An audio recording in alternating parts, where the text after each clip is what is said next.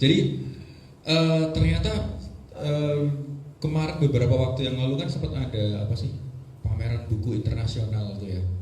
Nah, yang di Bandara Adi Sucipto. Oh, nggak tahu.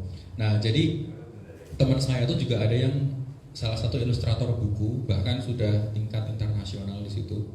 Nah, dia tuh menyebutkan bahwa sekarang tuh banyak banget buku-buku yang dikhususkan buat anak, termasuk di dalamnya adalah buku-buku ilustrasi yang ternyata ada pesan-pesan LGBT di dalamnya, teman-teman.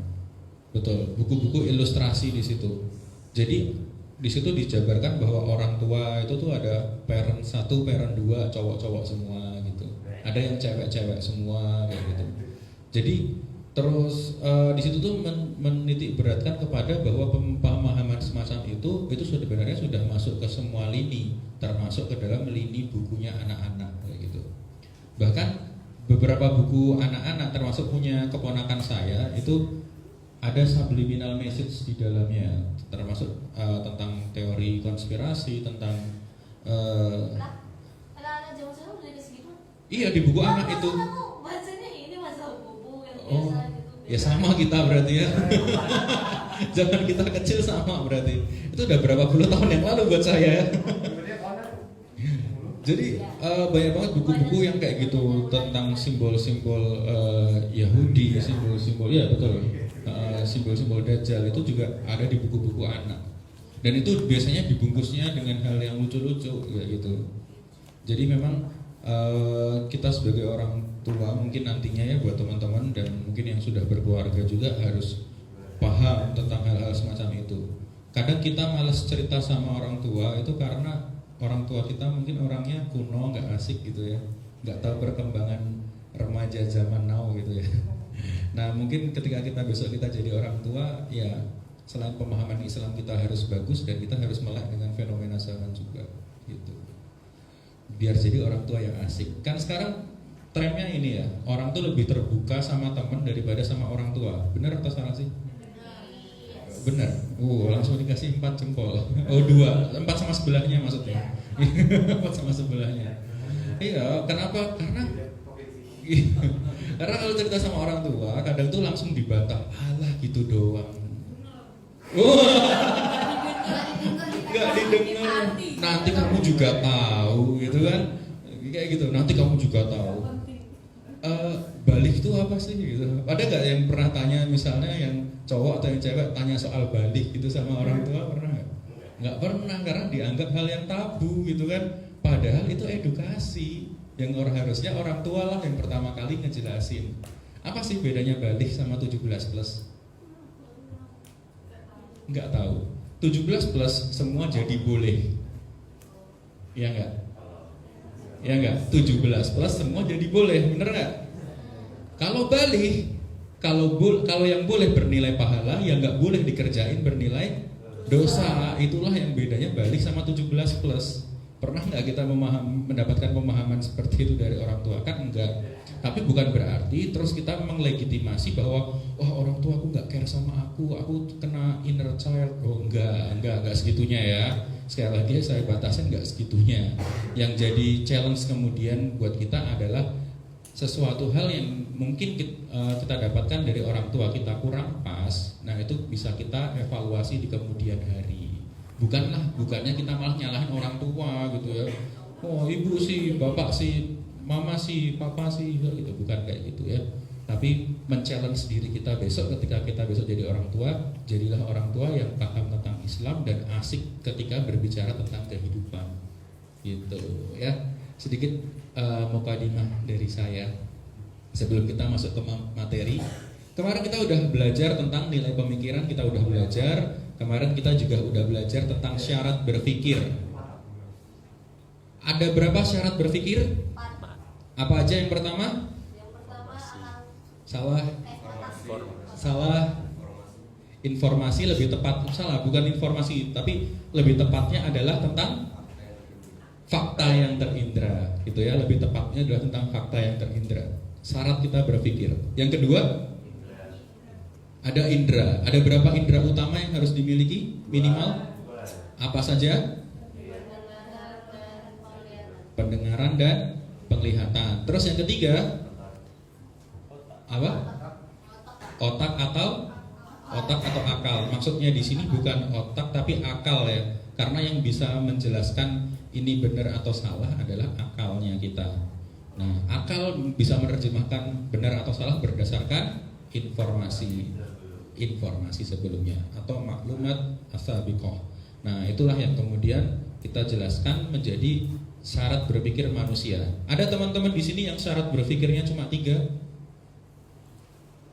yang tidak mau pakai syarat yang keempat atau maklumat as-sabiqah atau informasi terdahulu, nggak mau dipakai. Aku maunya cuma 3 Ustadz. Yang pertama adalah fakta yang terindra, yang kedua adalah indra, mempunyai minimal 2 indra penglihatan dan indra pendengaran. Terus kemudian yang ketiga punya akal. Saya maunya cuma 3. Ada yang enggak, saya menafikan yang keempat atau informasi terdahulu. Ada yang berpikir kayak gitu? Tapi kan apa kalau misalnya yang punya indera minimal 2 itu kan sebenarnya masih bisa untuk mengambil informasi kan? Minimal 2 itu. Iya. Kan masih bisa pakai apa indera rasa, penciuman. Iya, bisa. Dengan menggunakan indera penciuman masih bisa, tapi nggak optimal gitu. Misalnya kita mencium sesuatu bau yang asing tanpa kita bisa melihat tanpa kita bisa melihat itu apa dan mendengar itu tuh sebenarnya benda apa. Kita bisa mendefinisikan nggak? Misalnya, ini baunya busuk. Busuknya tuh busuk apa? Busuk seperti rambut yang terbakar itu juga busuk. Busuk seperti bangkai itu juga busuk. Atau busuk seperti buah yang misalnya sudah terlalu matang gitu, itu juga busuk. Nah, busuk sendiri nggak bisa didefinisikan sebagai apa. Tapi dengan kita melihat, dengan kita mendengar, itu baru bisa didefinisikan sebuah benda itu seperti apa. Diraba misalnya gitu. Sama-sama misalnya, ini apa sih? Berbulu, bulu itu yang kayak gimana? Nah itu baru kita tidak bisa mendefinisikan dengan bulu itu, dengan meraba aja gitu. Kita nggak tahu apakah bulu kucing, ataukah bulu tikus, ataukah bulu anjing yang bulunya tuh mirip-mirip bentuknya, gitu. Misalnya teman-teman pernah ini nggak tahu guinea pig nggak? Marmut. Iya marmut. Saya biar keren aja ngomongnya gitu ya. Biar keren aja ngomongnya gitu. Marmut gitu. Itu kan bulunya mirip-mirip sama kayak kucing apa ya? Ada kucing yang bulunya mirip kayak gitu. Kucing Angora. Bukan. Iya. Scottish Fold kayaknya. Bulunya iya, kayaknya bulu-bulunya mirip antar dengan sama marmut. Itu kan pendek-pendek kan Scottish Fold itu bulunya. Nah, jadi kalau kita nggak pakai indera pendengaran ataupun indera penglihatan, cuma pakai peraba doang, nggak bisa mendefinisikan ini bulu apa. Gimana? Lu bisa ditanyain. Oke, apa bedanya? Sebenarnya Hah? rambut apa bulu ya? Oh iya. Aduh, itu lagi masalah. Oke. Yang benar apa bulu apa rambut? Apa? Yang benar bulu apa rambut? Setahu mereka berdua sama-sama terbuat dari keratin deh. Oh iya benar. Jadi gak ada bedanya. Cuma beda wujud aja. Beda itu rambut ya. Rambut atau bulu itu Faza? Kalau yang biasanya mamalia itu rambut. Mamalia. Kalau unggas bulu. Kalau unggas bulu. Oke, terima kasih ilmunya Mas Faza. Bagus. Berarti mamalia itu rambut, kalau unggas Bulu. unggas bulu. Oke. Ya, berarti kan kalau manusia itu kan rambut semua. Berarti unggas. Iya, saya nggak pernah bilang kita berbulu perasaan. Kalau berbulu berarti bulunya kayak bulu ayam. Oh iya. Kita ugas. Iya. Kita bulu kayak gitu. Oke. Terima kasih. Ya. Ya, dan perintahnya Rasul betul ya. Ketika hari Jumat kita disuruh memotong rambut, bukan memotong bulu kan? Iya. Iya kan?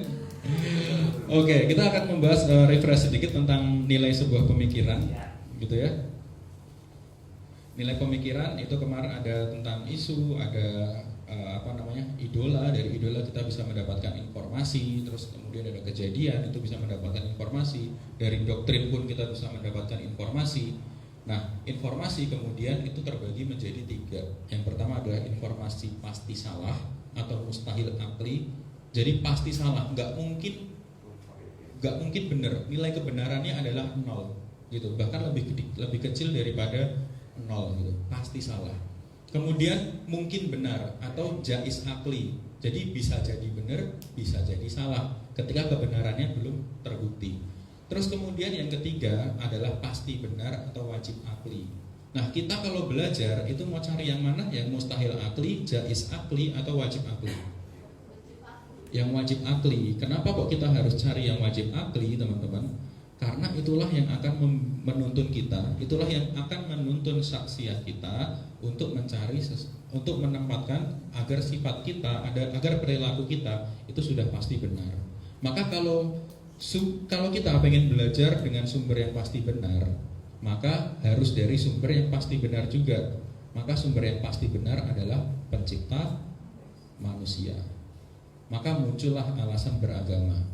Jadi ketika kita bertanya, misalnya kita kemarin ilustrasikan dengan pisang ya, orang itu bisa tahu pisang dari mana, maka itu bisa dirunut kebenaran itu dari mana. Kenapa kok bisa dinamakan pisang kayak gitu? Itu sumbernya dari mana? Maka kalau kita menebak-nebak kemungkinan masuknya kita adalah ke mungkin benar atau jaiz akli, atau bisa jadi mustahil akli, atau bisa jadi wajib akli. Itu kalau kita nebak-nebak. Kita beriman itu pengennya yang mana? Kadang kita tuh berbuat itu yang jaiz akli, kadang kita berbuat tuh kayak gitu, cuma tebak-tebakan. Kenapa sih kok kerja? Loh, kita kan emang disuruh kerja, kayak gitu. Kenapa kok nggak mau mendidik anak? Kan udah ada sekolah, kayak gitu. Nah, itu mungkin benar atau pasti benar? Mungkin benar kayak gitu. Tapi juga bisa menjadi mustahil akli atau pasti salah, karena kewajiban seorang orang tua adalah mendidik anaknya gitu. Oh, mendidiknya udah di sekolahan gitu, tapi di rumah diabaikan, maka tidak menggugurkan kewajibannya kayak gitu. Nah, itu bahayanya. Makanya kita harus tahu betul sebenarnya tujuan penciptaan kita di dunia itu tuh sebenarnya apa. Seperti gini, saya ilustrasikan lagi. Tahun 2020 gitu ya. 2019 saat itu istri saya tuh memberikan saya jam tangan ini, jam tangan yang saya pakai ini, gitu. Saya dikasih sama istri gitu ya. Nah, namanya istri kan. Karena live ya, jadi biar dipuji gitu, biar kalau dia nonton itu ya seneng gitu. Iya, biar dibeliin lagi gitu ya. Oh iya, udah lama soalnya 2019 kan. Nah, kira-kira nih teman-teman, kenapa kok istri saya beliin saya jam? Apa jawabannya? Biar tahu waktu. Tahu waktu, jawaban ibu-ibu sekali ya. Nalurinya gitu ya. Kalau saya pulang telat gitu ya, kadang itu kan ada ya, jamaah itu kan pengen ngajak curhat lama gitu ya. Kadang selesai saya ngisi kajian itu kadang pengen sharing yang nggak mungkin ditanyain di depan umum gitu ya, private gitu. Jadi saya tuh kadang sama jamaah gitu ya, biasanya cowok, kalau cewek saya nggak nerima curhatan gitu ya. Biasanya cowok gitu, dia curhat kadang sampai jam 12 malam, sampai jam 2 malam gitu ya. Saya selesai ngisi jam 10 malam. Nah, itu istri saya telepon gitu, udah miss call kayak gitu tuh. Iya, salam saya kayak gitu ya. Kalau di miss call istri gimana rasanya Ustaz? Deg-deg ser. Nah, itu istri saya sering kayak gitu. Terus berarti apa solusinya? Kalau ditelepon istri, udah overtime gitu, solusinya apa? Apa? Salah. Solusinya adalah handphone di silent. Nah, itu solusinya.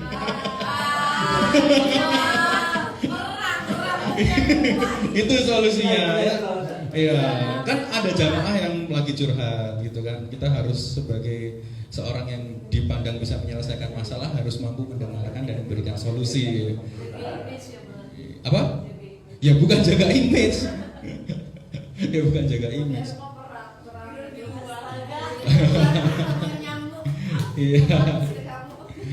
Tapi sampai rumah terus kemudian saya dapetin pintu itu terkunci, saya nggak tega bangunin istri saya nunggu di balik pintu, akhirnya kita ketiduran di balik pintu. Kisahnya siapa? Kisahnya siapa? Ayo, Khadijah, Fatimah, Aisyah, ayo kebalik-balik, ayo siapa? Kisahnya siapa? Siapa? Oh iya. Bukan kisah saya ya, bukan kisah saya. Saya tidak serongan di situ. Iya. Jadi apa kira-kira alasan istri saya membelikan saya jam? Biar tahu waktu. Apalagi? Cepat pulang ya. Apalagi? Ingat waktu. Kita tutup aja kajian ini ya biar saya cepat pulang. Biar tahu waktu katanya. Apalagi jawabannya? Hadiah. Iya, alasannya apa ngasih? Pasti hadiah dong. Nggak mungkin kredit kan sama istri. Biar peka. Apalagi? Waduh, ini apa? Bertanggung jawab atas hak milik yang sudah diberikan. Oh sih, bertanggung jawab atas hak milik. Dari tadi yang cewek terus yang jawab, yang cowok. Iya. Kira-kira apa alasan istri saya ngasih saya jam tangan? Apa? Nah, itu jawabannya. Kalau dari tadi teman-teman menebak, itu cuma mentok di mana? Jais akli. Gak akan menuntut suatu kebenaran. Gitu kan? Jadi cuma nebak terus gak ada yang benar. Ya kalau kebetulan benar, tadi benar kan? Akhirnya itu apa? Kebetulan benar atau memang wajib benar? Jadi jawabannya adalah tanya istri saya, kenapa kok kemudian istri saya ngasih saya jam? Itulah jawaban aslinya. Nah, sementara kita hidup di dunia, teman-teman, pernah nggak kita tanya sama yang ngasih hidup kita? Apa sih tujuan kita hidup di dunia? Apakah buat banyak-banyakan followers? Apakah buat pansos? Apakah buat memperkaya diri sehingga lupa yang lainnya? Apakah tujuan kita hidup di dunia untuk kemudian beranak sebanyak-banyaknya kemudian meninggal? Dan apakah tujuan kita hidup di dunia untuk muda foya-foya, tua kaya raya dan mati masuk surga? Entah gimana caranya gitu. Nah, pernah nggak kita tanya? Maka kalau belum pernah kita tanya, berarti hidup kita selama ini masih tebak-tebakan doang. Yang kemungkinan nilainya adalah bisa salah dan mungkin juga benar. Tapi kalau mungkin juga benar, esensi ibadahnya berarti nggak ada. Karena kita nggak pernah tanya tuh sama yang ngasih kita kehidupan. Nggak pernah tanya sama pencipta manusia, apa sih tujuan kita itu diciptakan? Nah, dari situ sebenarnya muncul kemudian alasan diturunkannya sebuah agama. Karena sebenarnya bahwa Nabi pun tidak mampu memberi petunjuk kepada umatnya kecuali Allah lah yang memberi petunjuk kepada Nabi tersebut. Apalagi kita sebagai seorang manusia gitu ya. Kalau Nabi aja butuh petunjuknya Allah, Nabi yang sudah pasti masuk surga, Nabi yang bebas dari dosa gitu ya, itu aja masih butuh petunjuk dari Allah. Lah sedangkan kita gitu ya, yang dosanya aja naudzubillah gitu ya, pahala aja kadang ngerjainnya asal-asalan gitu dapetnya. Kok hidupnya tebak-tebakan? Ya enak kalau seandainya hidup ini kita artikan seperti main game gitu ya. Ada di sini yang sering main game. Kalau saya senangnya main PES atau FIFA gitu, ada yang senang. Ada yang senang main PES atau FIFA? Atau dulu zaman dulu? Oh senang sama-sama. Kapan-kapan saya main ke sini kita main ya. Ada layar Ustaz. Ada layar ya. Ya kita nanti setiap kekalahan dan kemenangan kita ambil hikmahnya ya. biar serasa kajian ya. Ini uslub ya. Kita ambil uslubnya. Jadi sampai mana tadi ya? Jadi main mas. Nah hidup itu sebenarnya kalau kita ibaratkan main game itu tuh sebenarnya enak ya. Pada yang pernah main game, main FIFA itu. Kalau kalah gimana? Kalah ulang gitu. Bisa rematch gitu. Terus kalau dulu aku misalnya main Harvest Moon gitu ya, ada yang main Harvest Moon nggak di sini? Nggak ada. The Sims? Mau main ya tadi. Niatnya mau main. Mau main cuma nggak ada duit. Ya, Jadi hidup ini kadang ibaratnya kalau kita ibaratkan seperti main game ya sama gitu ya. Main game itu kadang butuh rule-nya itu kayak gimana. Misalnya tombol kotak itu buat nge-shoot, tombol silang itu buat ngoper, terus tombol segitiga buat true pass, tombol bulat buat crossing, ya kan? Ya, kelihatan ya jagonya. Jago soal FIFA ya, soal FIFA atau soal PES gitu. Nah itu ada aturannya gitu. Kalau kita sliding keras kita dapat kartu merah, kalau sliding ringan kita dapat kartu kuning. Begitu juga ketika pertandingan selesai akan ada pemenang dan yang kalah gitu. Tapi enaknya main game ketika kita kalah kita bisa restart, kita bisa rematch. Kehidupan itu sama kayak main game, tapi nggak bisa restart, tapi nggak bisa rematch. Jadi kita harus pahami betul rule of the game-nya tuh kayak gimana tuh di kehidupan. Masalahnya sekali salah kita bakal menderita selama-lamanya. Ingat ya, Al-Mulk ad-2 alladzi khalaqal mauta wal hayat. Setelah dialah yang menciptakan maut wal hayat, mati dan hidup. Setelah kita mati itu akan ada kehidupan yang kita nggak mati-mati lagi. Maka pahami aturannya. Kita nggak bisa rematch nih gitu loh. Kita nggak bisa restart nih di dunia ini. Maka itulah kemudian ketika kita butuh petunjuknya, maka kita harus mencari dari sesuatu yang wajib benar gitu. Seperti di dalam surat Yunus ayat 35 ini. Maka ketika kita flashback ke materi yang belakang, siapakah kita? Dari partai mana? Oke, lagi live. Oke, siapa kita? Oke, manusia ya. Apa potensi dasar dalam diri kita? Ada berapa potensi dasar kita? Iya, buka catatannya. Ada berapa potensi dasar kita?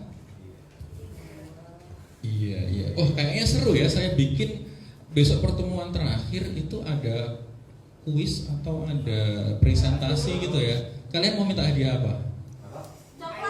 Iya, ternyata ideologi saya tentang Islam belum diterima secara menyeluruh ya. Masih berdasarkan aspek manfaat alias kapitalisme.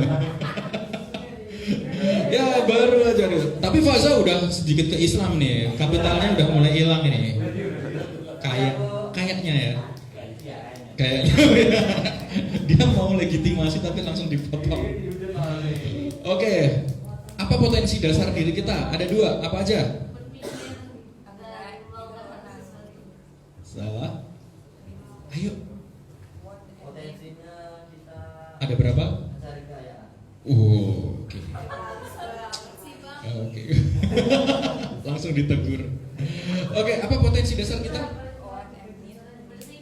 Ada berapa? 2. Ada 2, betul. Yang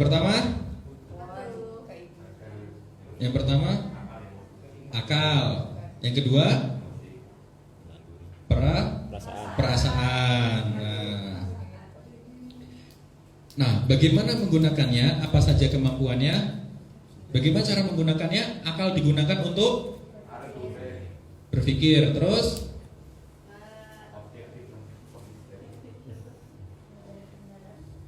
mencari kebenaran, betul. Cari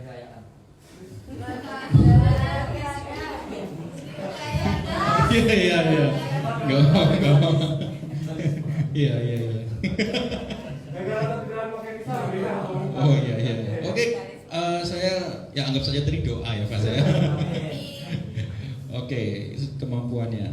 Nah, sekali lagi sesuatu bersumber daripada informasi. Dan tanpa informasi dari pencipta, kebenaran mustahil didefinisikan. Termasuk misalnya kalau kita hanya menggunakan akal saja teman-teman, gak mungkin kita bisa mencapai suatu keadilan. Gak bisa kita mencapai suatu kebenaran jika tidak disumberkan kepada Sang Maha Adil dan tidak disandarkan kepada Sang Maha Benar. Maka mustahil itu akan terjadi. Maka semua kebenaran dan keadilan jika tidak disumberkan kepada Yang Maha Adil dan Yang Maha Benar, sifatnya selalu relatif. Ya, misalnya nih ya, di suatu negeri ya, itu ada jaksa yang kemudian korupsi dan kena suap gitu ya, terus dipenjara 10 tahun. Kemudian setelah 2 tahun di penjara akhirnya dibebasin gitu. Maka adil nggak itu? Enggak. Tentu saja itu bukan di negeri kita. Ya, tentu saja bukan. Karena live gitu. Karena nggak mungkin di negeri kita gitu ya. Bahkan kemudian ada yang sampai karena dia punya baby gitu ya, akhirnya harus terpaksa di penjara bersama babynya yang berumur 4 bulan. Tahu apa?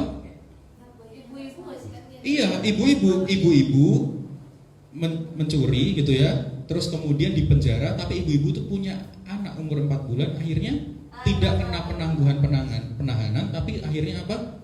Di penjara bersama babynya yang umur 4 bulan. Padahal kalau misalnya kita lihat ya di zamannya Rasulullah Shallallahu Alaihi Wasallam gitu ya, itu ada seorang wanita yang sudah menikah dan kemudian dia berzina gitu. Terus kemudian dia mengadu kepada Rasulullah, ya Rasulullah, saya sudah berzina kayak gitu. Saya sudah berzina dan hamil gitu, kata si wanita tersebut. Terus kata Rasulullah apa? Tunggu sampai dia lahir. Terus setelah wanitanya melahirkan, kemudian dia bawa bayinya dan kemudian menuju kepada Rasulullah. Si wanita itu kemudian menemui Rasulullah bersama bayinya. Saya yang berzina, yang pernah bertemu sama Anda ya Rasulullah. Nah, saya mengakui pernah berzina dan silahkan dihukum gitu. Maka apa kata Rasulullah? Kata Rasulullah adalah susui dia selama 2 tahun dan kemudian sapihlah. Nah, setelah 2 tahun dan setelah sapih, terus kemudian si ibu tadi balik lagi kepada Rasulullah, ya Rasulullah, saya pernah berzina dan saya sudah menyapih anak saya dan menyusui anak saya. Terus kata Rasulullah, baik, segera kita hukum wanita ini. Kemudian dirajam sama Rasulullah. Dirajam tuh tahu dimarahin? Tahu ya? Dirajam gitu. Nah, ketika dirajam, walaupun dia sudah dia sudah bertobat, dia tetap dirajam dan kemudian meninggal. Kata Rasulullah apa? Dia sudah bertobat dan dia menemui ajalnya. Sekarang dia sedang berenang di sungai-sungai surga.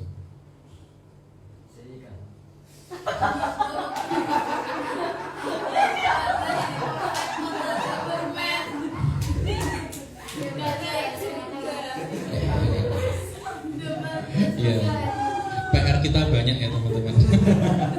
Tugas kita sebagai Khalifah fil Art itu memang ya nggak gampang gitu ya, nggak gampang gitu. Gitu. Jadi kalau di zamannya Rasulullah tuh ada yang kayak gini sih. Kalau kita pengen terkenal gitu ya, kita nggak usah menjadi orang yang pinter. Tetapi ketika kita pengen jadi orang yang terkenal, silahkan lakukan kencingi air sumur Zam-Zam. Maka kita akan menjadi orang yang terkenal. Gitu. Ya. Kenal Faza? Kenal ya? Terkenal berarti. Gitu. Tapi saya nggak mencingin itu. Iya. Anda nggak mencingi sumur Zam-Zam. Enggak ada yang bilang seperti itu ya. Nah, jadi itulah ketika keadilan timbul dan ketika akhirnya hukum rajam itu, segala hukuman dalam Islam itu wajib disaksikan secara umum. Kalau dulu dilakukan setelah selesai salat Jumat, mungkin kalau sekarang ditambahi sama live streaming kayak gitu. Fungsinya buat apa? Biar mencegah orang-orang mampu berbuat sedemikian rupa kayak gitu. Jadi selain untuk efek jera, hukum di dalam Islam juga untuk mencapai sebuah efek yang namanya efek pencegahan. Gitu. Bukan cuma efek jera, tapi efek pencegahan. Jangan sampai kemudian ada orang yang niru kayak gitu. Tapi ketika sudah bertobat dan dihukum dengan hukum yang benar, maka Allah tidak akan menghukumnya lagi nanti di akhirat. Tapi kalau di dunia belum dihukum dengan hukum aturannya Allah, nanti di akhirat bakal dihukum sedemikian rupa. Nah, repotnya gitu ya, kalau di akhirat itu kita tetap ngerasain sakit gitu loh. Maksudnya sakitnya lebih daripada di dunia. Kalau di dunia paling mati kelar gitu. Kalau di akhirat nggak ada matinya, mati udah nggak ada gitu. Maka di sini tujuan akal adalah untuk menuntun kita mencari siapa sih pencipta kita, mendekatkan kepada Sang Maha Benar, bukan untuk mendefinisikan kebenaran itu apa. Loh, bukannya ada sains? Sains bisa dong dijadiin acuan untuk mencari kebenaran gitu, ya. Ada nggak sih orang yang sering berbicara kayak gitu? Dia science oriented kayak gitu. Kita bisa Bahkan beberapa waktu yang lalu, hari Sabtu kemarin, saya mengisi di salah satu universitas Islam yang ada di Jogja ya. Insya Allah Islam, insya Allah, gitu ya. Saya malah disebut, saya nggak bilang loh, tapi insya Allah Islam. Gitu. Nah, jadi di situ ada yang berkata bahwa Ustadz, apakah Islam itu bertentangan dengan sains?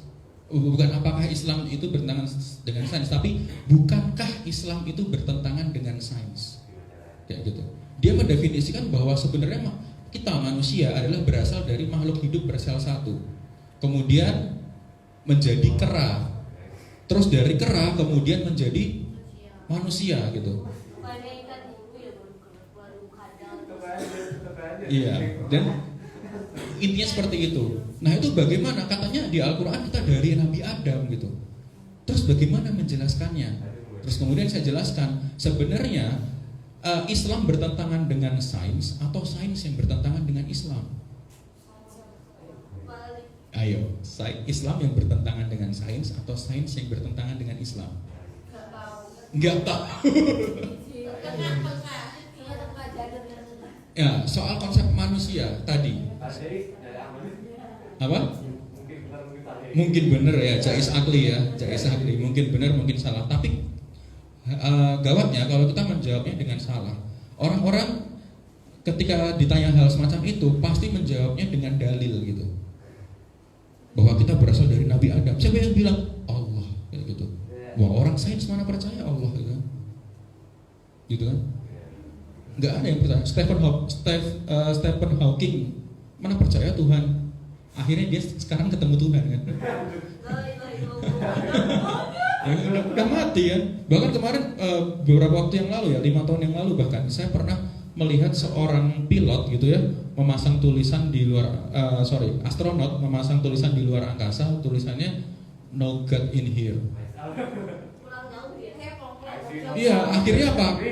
Komen-komennya karena itu waktu itu viral di Facebook ya. Komen-komennya ya silahkan lepas selang oksigennya, nanti kamu lihat gatnya ada di mana. Sesimpel itu sebenarnya jawabannya. Nah, ketika ada yang bertanya semacam itu bahwa Al-Quran nggak sesuai dengan sains, saya bilang faktanya saya nggak akan menjawab dengan dalil, tapi akan saya jawab dengan logika, gitu. Yang pertama adalah masih ingat konsep jerapah leher panjang? Gimana sejarahnya jerapah itu lehernya panjang? Tadinya lehernya apa? Pendek. Terus dia makan karena sumber makanannya tinggi. Terus akhirnya dia apa? Memanjang. Oke. Jerapah leher panjang sekarang yang ada, betul? Betul. Jerapah leher pendek sekarang ada nggak? Kenapa kok nggak ada? Sudah terevolusi dengan sempurna. Sainsnya mereka kan berkata seperti itu. Maka seharusnya simpanse atau kera pun sekarang udah nggak ada. Kalau seandainya manusia berasal dari kera, seandainya manusia berasal dari simpanse, berarti itu nggak ada. Kemudian dibantah lagi. Tapi ada. Tapi kan gini, konsep evolusinya berbeda. Dari simpanse, dari kera, ada yang minat jadi manusia, ada yang enggak gitu. Wah, ini tes pendalaman materinya di mana ini? Iya, itu dari mereka berkata seperti itu. Terus kemudian saya jawab, oke, dasar teorinya apa? Kok ada yang minat jadi manusia, ada yang jadi kera gitu. Seharusnya manusia nggak ada karena enak jadi kera, nggak akan dihisap, nggak akan dimintai pertanggungjawaban, betul atau salah? Jadi kera, kita nggak usah mikir BBM naik, betul? Kita nggak usah mikir harga telur naik, betul? Kita nggak usah mikir harga mahar naik, betul? Betul, salam sah. Betul.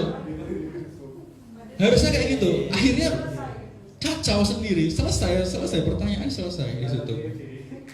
Maka kalau kita bisa jabarkan, ternyata sains itu hanya bisa menjawab konsep how, tidak bisa menjawab konsep why. How sains bisa? Bagaimana manusia dilahirkan? Bagaimana proses reproduksi? Bagaimana proses rotasi revolusi matahari, bumi dan planet lainnya? Bisa. Tetapi nggak bisa sains itu menjawab kenapa kok manusia itu diciptakan, kenapa kok kemudian matahari itu ada, kenapa kok orbit itu melingkarnya seperti itu, Kenapa kok manusia harus berbuat baik? Nggak bisa sains menjawab seperti itu. Maka akhirnya selesai sudah, bahwa orang-orang yang mengaku bahwa semuanya ini karena sains dan menuhankan sains, ternyata sains pun tidak abadi, sains itu tidak kekal, dan sains pun itu selalu kebenaran yang bernilai relatif. Seperti contoh gini, saya kerja di bukan kerja ya, saya alumni teknik pertambangan. Di suatu daerah di Indonesia ada salah satu tambang terbesar yang dibilang bahwa tahun 2025 itu tambangnya udah habis.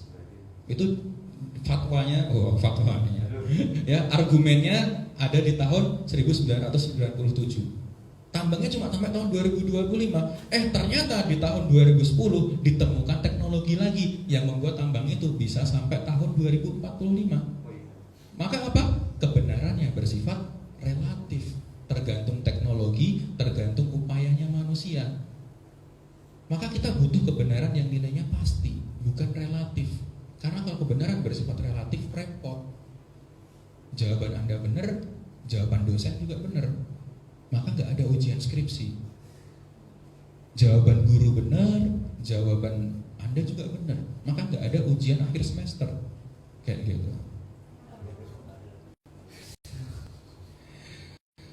Nah, maka di sini di dalam surat Al-Kahfi ada 29, Allah berfirman, "Itu datangnya dari Tuhanmu, wa qul hamir rabbikum." Kebenaran itu datangnya dari Tuhan. Jadi selain dari itu pasti salah, mustahil akli. Yang datang dari Allah adalah wajib akli, pasti benar.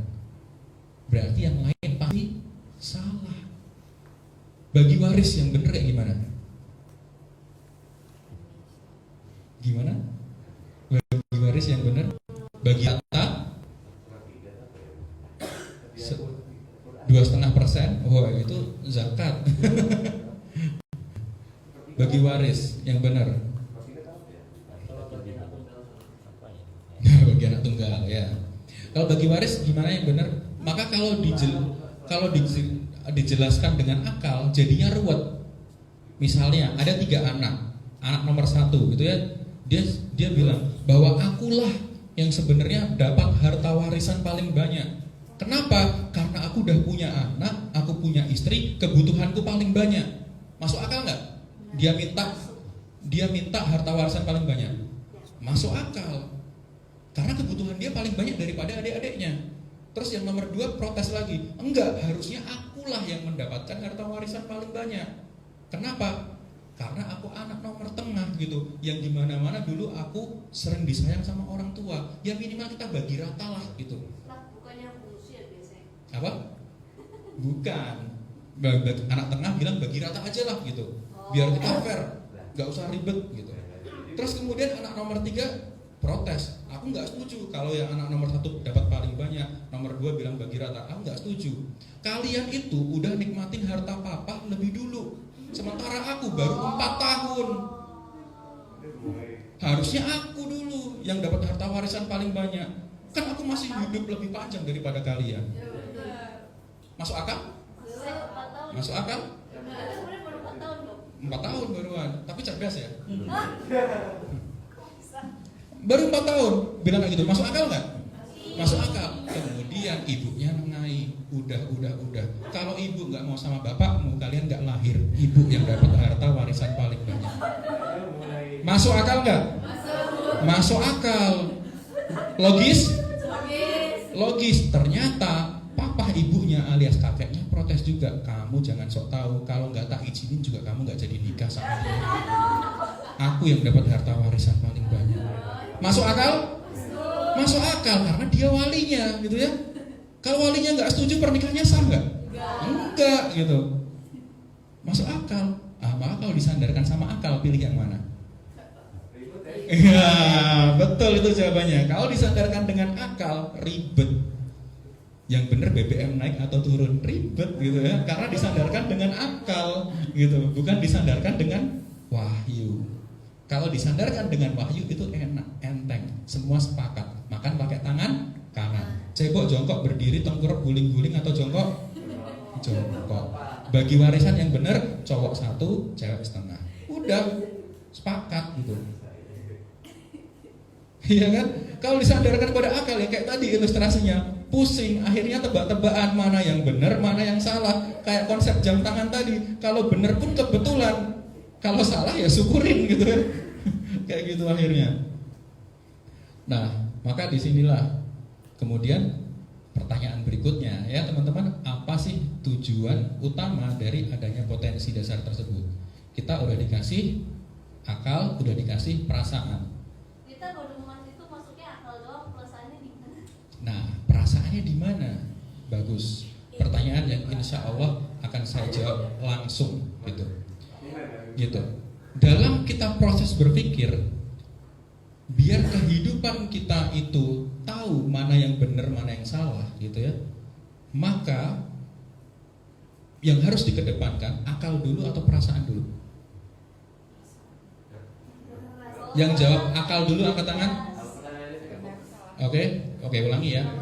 Dalam proses kita berpikir atau kemudian bersikap ya. Oke, bersikap aja ya biar lebih enak. Dalam kita bersikap, yang harus ditekankan lebih dahulu yang mana? Akal dulu atau perasaan dulu? Yang akal dulu angkat tangan. 1, 2, 3, 4, 5. Yang perasaan dulu angkat tangan. Gak apa-apa, nanti kita bahas biar tahu semua. Udah ngeluarin jurus. 1, 2, 3, 4. Oke. Maka kalau perasaan dulu biasanya kayak gini. Ada yang seneng sama ini gak? Idol Korea gitu, ada yang seneng? Oke. Ada yang bawa handphone gak sih? Ada yang bawa handphone gak? Iya, Bawa handphone. Coba googling arti idol itu apa? cepat googling kamu. Biar sadar kamu. Enggak apa-apa nanti di sini. Malah video BTS ya. Idol aja, idol KBBI. Itu beneran buat itu bukan. Nah dulu. Apa gimana? Idol, cari idol, idol. Ya itu Idol lah. kok, idol kok. Fatia. Berhala. Yes. Hah? Berhala deh, istighfar kamu deh. Arti daripada idol itu adalah berhala. Kamu Betul. berhala berapa kali deh? Berapa lama deh? Tahu? Jadi ya. Oh iya, terima kasih. Oke, idol artinya apa? Berhala. Berhala. Berhala berarti ada ritualnya. Ada nggak ritualnya ketika kita mengidolai sesuatu? Ada. Contohnya kalau saya Korea nggak begitu hafal. Saya hafalnya JKT49 ya. Aduh ya Allah, tuh banget. Ya saya sebut 49 karena live gitu. Iya, ada chance-nya nggak? Ada gitu. Waktu dia bilang I want you gitu, terus dia bilang apa? Tiger Fire, bla bla bla bla bla bla gitu ya. Nggak usah saya sebutin. Apa reset ya? Kelas. Jadi ada ritualnya. Kalau kita ibaratkan apa semacam itu, itulah kalimat talbiyahnya orang-orang ketika mengidolakan sesuatu. Nah, itu. Jadi ketika kita misalnya ada BTS konser, itu pun pasti ada kalimat-kalimat talbiyahnya, yang dimana selalu mereka panjatkan, selalu mereka ucapkan. Ya sama. Ketika seorang itu sedang nonton konser sama dengan ketika orang itu sedang bertawaf gitu. Ketika kita perjalanan menuju Ka'bah gitu, kita di perjalanan berdoa labbaik Allahumma labbaik, ya sama. Ketika mereka menuju konser gitu, kalau teman-teman pernah nonton konser live-nya artis Korea gitu ya, pasti di perjalanan sampai sampai di tempat konsernya itu pasti ada chance-chance-nya yang dinyanyiin. Ya sama kan, artinya idol apa? Berhala. Sesembahan. Berhala. Sesajen. Dibuka deh Oke, maka di manakah letak perasaan? Nah, seperti misalnya gini, ketika saya mengidentifikasi ya orang yang perasaannya dia dimajukan terlebih dahulu dalam dia mensikapi suatu hal, biasanya timbul suatu kekecewaan. Contohnya kayak gini, ada beberapa chance sepak bola gitu ya, ku dukung kau sampai mati, ada kayak gitu, chance sepak bola kayak gitu. Iya, jadi itu berdasarkan akal atau perasaan kayak gitu. perasaan karena dia merasa dekat. Tapi kalau sebenarnya dia mau berpikir, oke, lu dukung klub sepak bola sampai mati, tapi ketika lu mati gitu ya, klub sepak bola dukung lu nggak? Maka ujung-ujungnya apa? Ya kecewa. Kecewanya kapan? Ya pas mati gitu. Mantrok buka, klub bola yang keluar gitu kan. Langsung tuh malaikat Zabaniyah, bam, sampai selesai itu. Mungkar Nakir juga ikutan tuh. Apa? Wah, bisa jadi gitu ya. Mau ngetes. Nah, jadi kayak gitu. Terus kemudian kita bisa lihat lagi ada orang yang mati-matian sama salah satu idol group kayak gitu. Itu mengedepankan perasaan atau logika. Perasaan, dia cinta sama salah satu idol group gitu ya. Tapi mikir nggak? Kalau dia mau menggunakan akal, idol groupnya mungkin nggak sih cinta sama dia?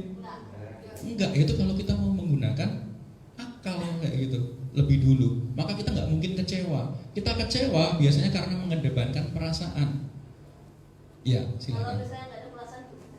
Nggak mungkin lah, kayak kali orang nggak punya perasaan. Kan potensi dari orang ada dua, akal sama perasaan. Enggak, itu kan apa kalau nggak salah dulu kan sempat malam itu apa soal istilah psikopat nggak punya perasaan gitu. Punya. Oke, iya. Mereka memang punya perasaan sih, cuma mereka emang tidak bisa berempati gitu. Cuma tuh Bahkan kalau kita ngomongin psikopat, itu bukan hanya dia nggak punya perasaan, dia juga nggak punya akal. Mungkin semuanya punya dia, akal punya, perasaan punya, tapi tidak. Ya, tapi tidak digunakan untuk yang benar tuh kayak gimana? Benernya kalau orang bersifat relatif akhirnya kayak gitu. Contohnya kayak gini. Membunuh itu benar apa salah?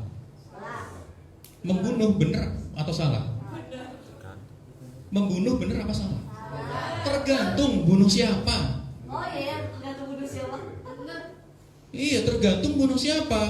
Bunuh orang yang nggak bersalah, ya salah. Tapi membunuh orang yang mengancam nyawa kita, ya benar. Ya benar. Iya kan? Udah digorok pisau nih di sini, udah hampir udah mau mati. Tapi kemudian kita bisa melawan, terus kemudian membunuh dia. Di Islam boleh kayak gitu. Di Islam boleh. Nah, tergantung, makanya kayak gitu. Terus kemudian ngomong kasar itu bener apa salah?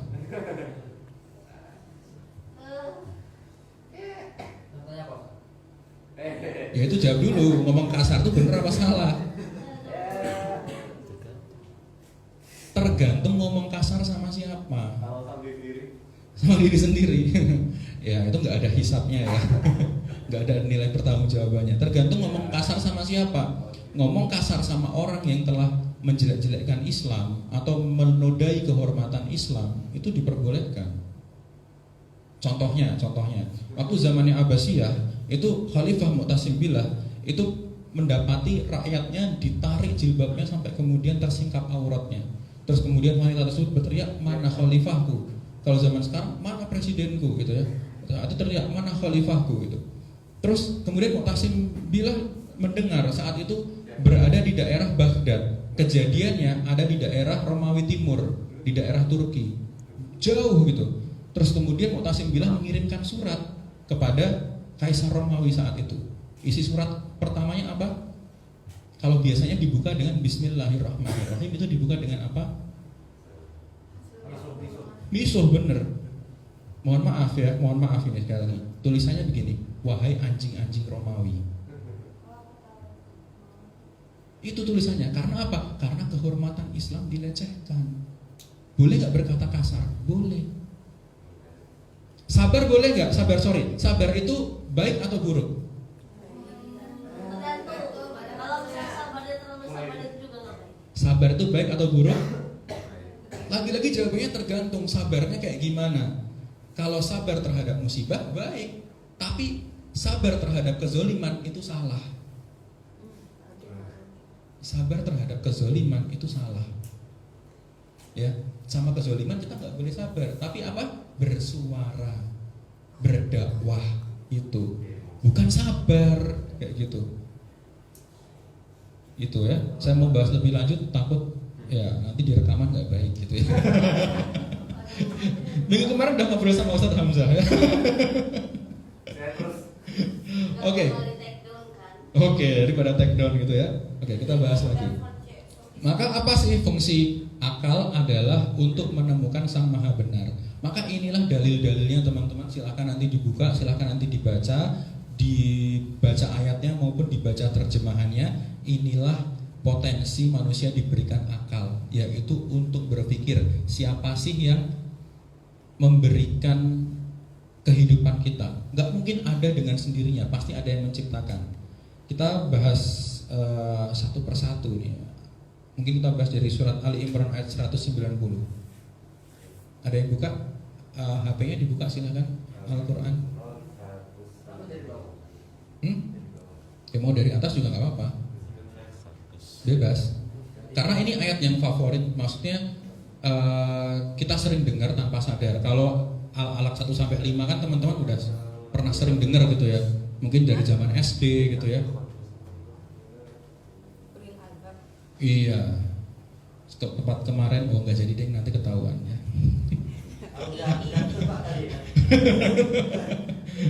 Iya. Apa ada yang bisa membaca artinya apa? Silakan. Alun. Sesungguhnya dalam ciptaan dan bumi dan pergantian malam dan siang terdapat tanda-tanda besaran Allah bagi orang-orang yang berakal. Nah, bagi orang yang berakal, bagi orang-orang yang berpikir, gitu ya. Maksudnya apa? Gantinya siang dan malam, gitu ya. Dan kemudian silih bergantinya berganti inna fi khalqis sama, dia yang menciptakan fis sama, langit dan bumi, dan silih bergantinya siang dan malam, dan terdapat tanda-tanda bagi orang yang berpikir, tanda-tanda bagi buat orang yang berakal. Maka kita harus tahu teman-teman bahwa sebenarnya itu yang terjadi di dalam lingkungan kita, yang kita rasakan sehari-hari itu bukan dengan cara yang kebetulan. Ada yang menciptakan, ada yang kemudian ada rotasi bumi, kemudian ada yang mengatur itu semua sehingga semua planet tidak bertabrakan. Ada gempa bumi, ada yang menggerakkan lempeng tektoniknya, ada yang menggerakkan vulkaniknya. Itu tidak terjadi hanya karena faktor alam saja, tapi ada yang kemudian menginisiasi untuk menggerakkannya. Nah, kalau semua itu adalah perkara sains dan bisa dibuktikan, maka kenapa kok sampai detik ini bencana alam itu tidak dapat dipastikan oleh manusia? Itu menunjukkan bahwa manusia itu sangat lemah. Apa bencana alam yang bisa diprediksi oleh manusia? Nggak ada. Kapan datangnya badai, kapan datangnya topan, kapan gunung itu akan meletus, kapan akan terjadi gempa bumi, semua cuma prediksi. Ada satu Pak. Apa? Yang mati lampu biasanya ada. Aduh. Iya, nggak apa-apa. Jadi memang intuisi kita berbeda-beda ya.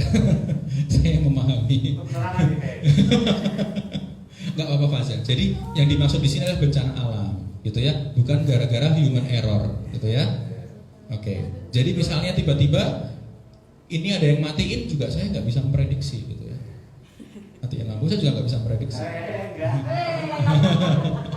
Ada yang mau iseng. Nah, inna fi khalqis samawati wal ard wa ikhtilafil laili wan nahari. Nah, itu sudah Allah berikan kepada kita. Bahkan di surat Ar-Rum ayat 21, silakan dibuka surat Ar-Rum ayat 21.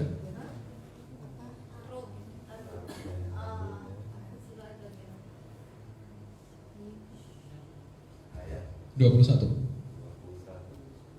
Dan di antara tanda-tanda kebesarannya adalah Dia menciptakan pasangan-pasangan untukmu dari jenismu sendiri agar kamu cenderung dan merasa terang kepadanya, dan Dia memberikan yang antaramu rasa kasih dan sayang. Untuk pada yang lebih itu benar-benar dapat tanda-tanda kesalahan Allah bagi kaum yang berpikir. Nah, suruh mikir lagi kita. Cuma perkara nikah aja kita suruh mikir bahwa di dalam nikah ada sakinah, mawadah, warahmah yang itu tidak diberikan oleh Allah. Fitur itu tidak diberikan oleh Allah terhadap kecintaan kita kepada selain daripada yang ada dalam pernikahan. Kita suruh mikir, kok bisa ya?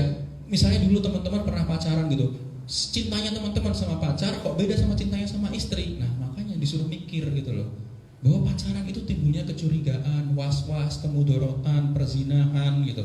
Bu, mending nikah aja gitu loh. Di situ udah dijamin ketenangannya, di situ sudah jamin mawadahnya, rasa cintanya, warohmahnya, rasa kasih sayangnya, udah dijamin sama Allah, yang itu tidak ditemui di dalam pacaran gitu.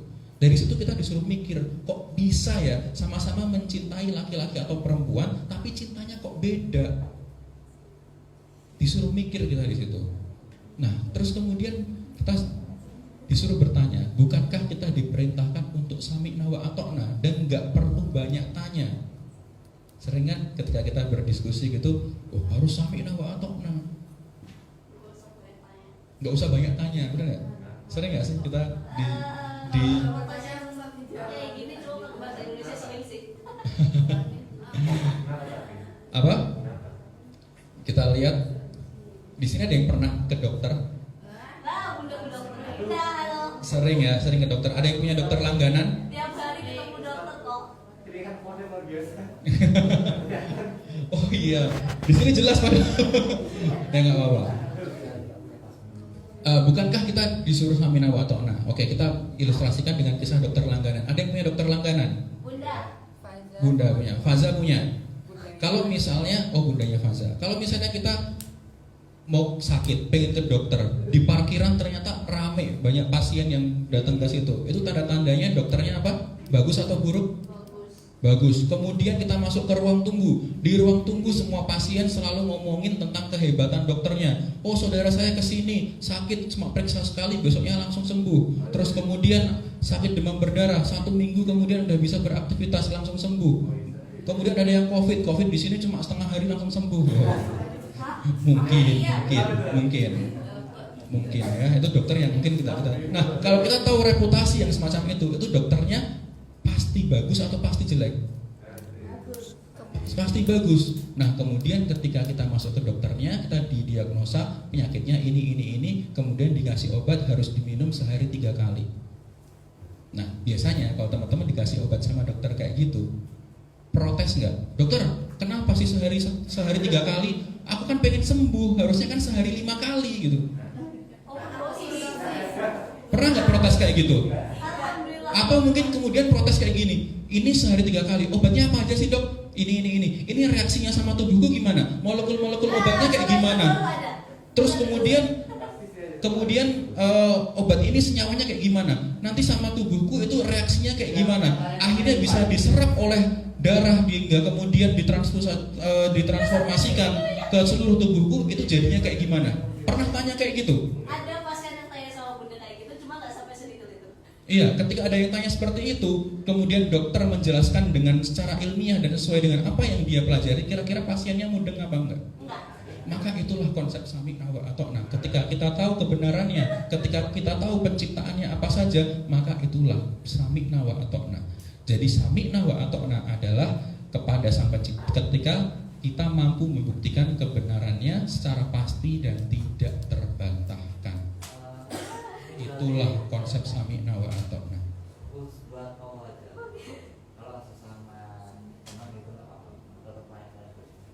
Iya, antum percaya sama Faza gitu ya, karena kan berdasarkan informasi terdahulu, berdasarkan fakta-faktanya. Mungkin cerita sama Ustadz Hamzah, cerita sama yang lainnya gitu ya. Nah itu akhirnya bisa meyakini bahwa sama Faza, Alun itu orang yang bisa dipercaya gitu. Amin. Nah semacam itu. Jadi butuh yang namanya referensi, baru yakin kayak gitu. Akhirnya apa? Apa yang dikeluarkan oleh Alun otomatis Faza percaya karena reputasinya baik gitu. Itulah konsep sami'na wa ata'na. Konsep kita dalam Islam harus sami'na wa ata'na ketika kita mampu membuktikan kebenaran Sang Pencipta secara pasti dan tidak terbantahkan. Itulah konsep kebenaran. Kalau kita beriman masih menggunakan perasaan, maka imannya biasanya swing-swing. Kadang lemah, kadang taat, banyak lemahnya, jarang taatnya gitu. Karena apa? Beriman dengan menggunakan perasaan. Kenapa kok berislam? Ya dari lahir Islam. Kenapa kok berislam? Ya kayaknya ini yang benar deh. Itu dengan perasaan. Akhirnya berimannya hanya dengan biasa-biasa saja. Maka apakah tujuan utamanya dari adanya potensi dasar tersebut? Maka tujuan besar dari akal adalah untuk menemukan Sang Pencipta. Keimanan ini digunakan untuk menjawab semua misteri kehidupan. Iqra bismi rabbikal ladzi khalaq. Bacalah dengan nama Tuhanmu yang menciptakan gitu. Bahwa kita ini bukan hadir dengan kebetulan saja, karena ada beberapa orang yang sudah melalui proses pernikahan selama beberapa tahun tapi juga nggak memiliki anak. Walaupun secara yang laki-laki subur, yang perempuan juga subur, belum dikaruniai anak. Kenapa? Karena memang anak itu bukan dihasilkan oleh hubungan laki-laki dan perempuan saja, tetapi memang ada yang menciptakan. Siapa yang menciptakan? Allah lah yang menciptakan kita. Khalaqal insana min 'alaq. Dialah yang telah menciptakan manusia dari segumpal darah. Kita ini diciptakan dari sesuatu yang hina, dari sesuatu yang gak mungkin akal manusia mampu bisa mendefinisikan. Oh, dari darah bisa hadir sebuah manusia. Gak ada manusia yang bisa mendefinisikan hal semacam itu. Apalagi kita sebelum jadi darah, kita dihasilkan dari sebuah cairan yang bau, yang hina. Jadilah kita yang kemudian sombong dan tidak mau taat kepada penciptanya. Itulah kita dulu, sesuatu yang dari sesuatu yang cair, sesuatu yang lengket, sesuatu yang bau, kemudian menjadi hal yang semacam ini. Manusia tidak bisa mendefinisikan dengan akal bagaimana itu kemudian bisa menjadi cikal bakal. Ada orang yang bikin robot dimulai dari sperma dulu, ada? Nggak ada.